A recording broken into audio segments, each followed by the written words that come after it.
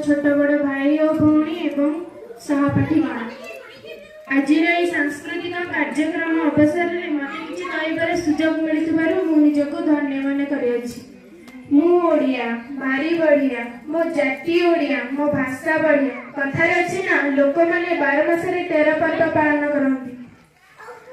आज संस्कृति अतीब महान अटे। महाप्रभु जगन्नाथ आम ओडिया विश्व प्रसिद्ध। जगतर नाथ जगन्नाथ हेउछंती ओडिया जनजातर आराध्य देवता।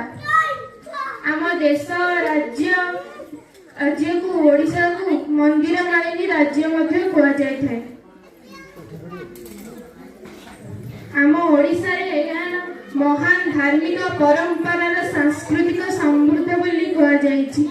जरे कि गरिमा महान परंपरा तार वीरत्वर कथा कहे। जेपरि कि आषाढ़ मासरे धान बुणा ठारू आरंभ करी नुआखाईर नवान्न प्रसाद पर्यंत आम ओडिशा परिपूर्ण अटे। आम ओडिशा को नैसर्गिक सुषमार अपरूप लीलाभूमि कहा जायछि।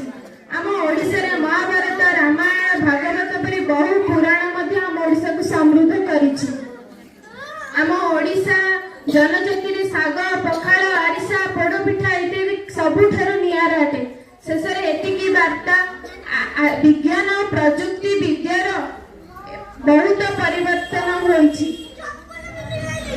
एही परिवर्तन जीवन शैली को आमे परिवर्तन करबा। आमे मध्य विज्ञान प्रजुक्ति विद्या को आपणै पारिछे।